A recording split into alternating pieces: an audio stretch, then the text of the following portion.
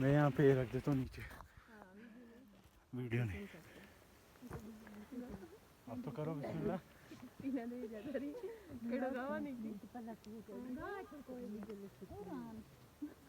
मेरा सवार लिया